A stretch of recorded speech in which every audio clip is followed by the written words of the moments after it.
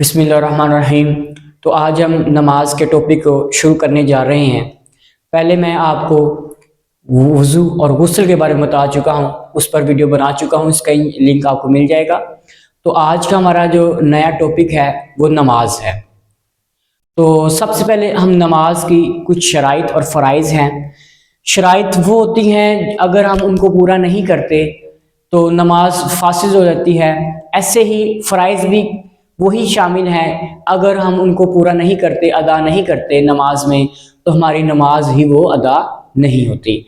तो आइए जानने की कोशिश करते हैं कि ऐसी कौन कौन सी चीज़ें हैं जिसके बगैर हमारी नमाज नहीं होती। तो नमाज की 6 शर्तें हैं। इसको कुछ उलमा कराम फरमाते हैं कि फ़राइज़ में ही गिनते हैं, शराइत और फ़राइज़ को याद रखिएगा। कुछ उलमा कराम इसको दोनों को, शराइत और फ़राइज़ को फ़र्ज़ ही मानते हैं, क्योंकि दोनों के बगैर ही नमाज नहीं होती। और उनको फ़र्क क्या करते हैं, कहते जी कुछ फ़र्ज़ नमाज से पहले हैं और कुछ फ़र्ज़ नमाज के अंदर के हैं, ये फ़र्क करते हैं दोनों में। तो यहाँ आपको मैंने थोड़ा सा अलग अलग बता दिया। जो नमाज के बाहर के हैं शराइत, और जो नमाज के अंदर के हैं वो हैं फ़राइज़। तो शराइत कौन कौन सी हैं? तहारत। अब तहारत में आपका यानी पाक होना।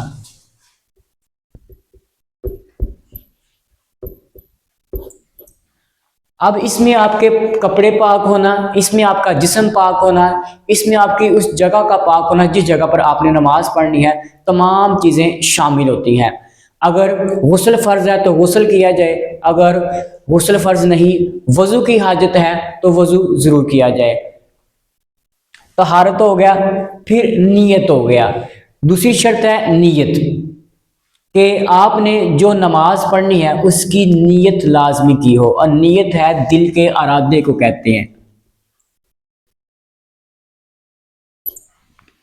दिल का इरादा, मुंह से ज़ुबान से नीयत करना मुस्तहब है, लेकिन दिल के इरादे को, जो नीयत है, जो दिल से हमने नीयत करनी है, वो शर्त में शामिल है। बगैर नीयत के, दिल में किए बगैर नीयत के हमारी नमाज ही नहीं होगी। वक़्त, फिर आपने जो नमाज पढ़नी है उसका वक़्त होना बहुत ज़्यादा ज़रूरी है। यानी आपने ज़ोहर की नमाज अदा करनी है तो आपके पास ज़ोहर का वक़्त होना ज़रूरी है। फिर सत्र औरत। सत्र औरत से मुराद यहाँ पर आपके जिस्म को ढांपने से मुराद है। आप जिस्म के कितने हिस्से को ढांपना है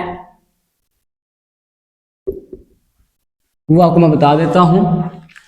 मर्द का होता है नाफ से लेकर घुटनों तक, नाफ इसमें शामिल नहीं होती और घुटने इसमें शामिल होते हैं। तो नाफ से लेकर घुटनों तक इसमें मर्द का सत्र औरत है। मर्द का जो सत्र औरत है वो नाफ से घुटने तक शामिल है। औरत का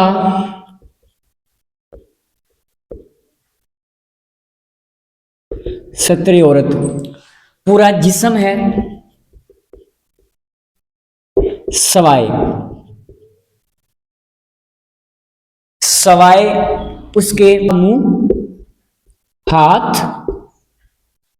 यानी दोनों हाथ, और पांव भी दोनों।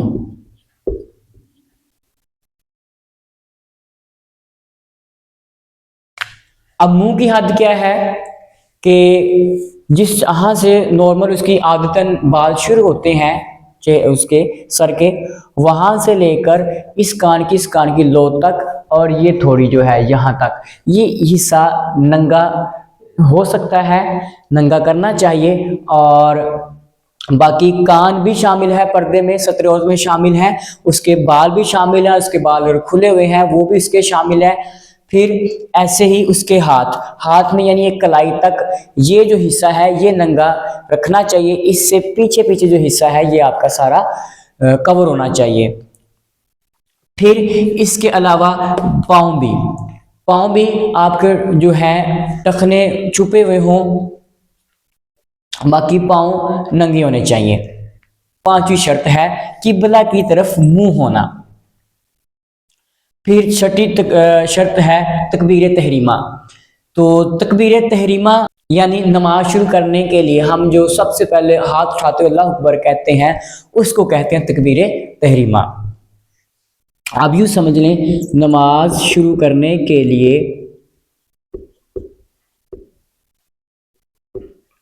हाथ उठाकर अल्लाह अकबर कहना, अमल करना, ये जो है तकबीर तहरीमा कहलाता है।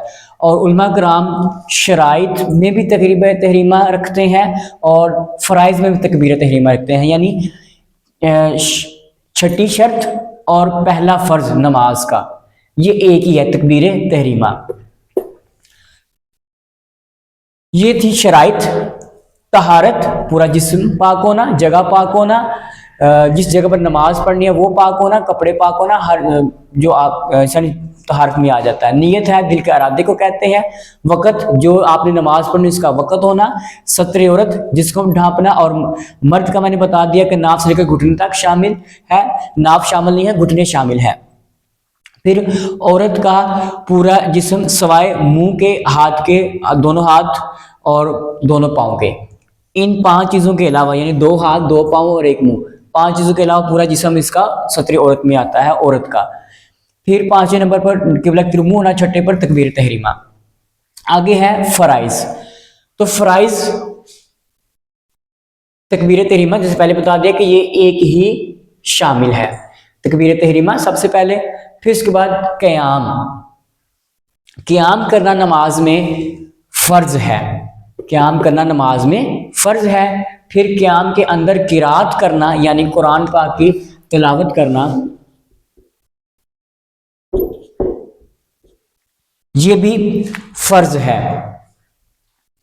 रुकू करना ये भी फ़र्ज है। सुजूद सजदे की जमा है, क्योंकि हम 2 सजदे करते हैं, इस वजह से यहाँ पर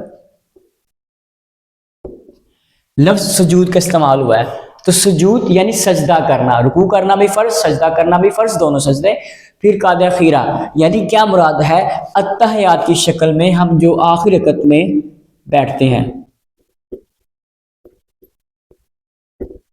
आखिरी रकत में चाहे 2 रकत वाली नमाज पढ़ रहे हैं, 3 रकत वाली नमाज पढ़ रहे हैं, चाहे 4 रकत वाली नमाज पढ़ रहे हैं, जितनी रकत वाली भी नमाज पढ़ रहे हैं, उस नमाज की जो आखिरी रकत होगी, अगर 2 वाली पढ़ रहे हैं तो दूसरी रकत, अगर 3 वाली पढ़ रहे हैं तो तीसरी रकत, अगर 4 वाली पढ़ रहे हैं तो चौथी रकत कि हम जो अत्तहिया की शक्ल में बैठते हैं उसको कहते हैं कादा खीरा। वो बैठना फ़र्ज है। सलाम फेरना, नमाज जब हम पढ़ लेते हैं आखिर में हम सलाम फेरते हैं, तो वो जो सलाम फेरना है वो भी फ़र्ज है। तो ये थी हमारी शराइत और फ़राइज़। इंशाल्लाह हम नेक्स्ट वीडियो भी नमाज के रिलेटेड बनाएंगे। नमाज के वाजिबात, नमाज किस पर फ़र्ज़ होती है, कब फ़र्ज़ होती है, हम इंशाल्लाह इस टॉपिक्स, इन मौज़ूआत पर भी ज़रूर वीडियो बनाएंगे। हमारा चैनल सब्सक्राइब करें ताकि आप नेक्स्ट वीडियो को हासिल कर सकें, देख सकें, और लाजमी दोस्तों के साथ शेयर करें ताकि वो लोग भी अगर गलती कर रहे हैं तो ही सीख सके। अल्लाह ताला हम सब को इस नेक अमल में हिस्सा बनने की तौफीक अता फरमाए। आमीन।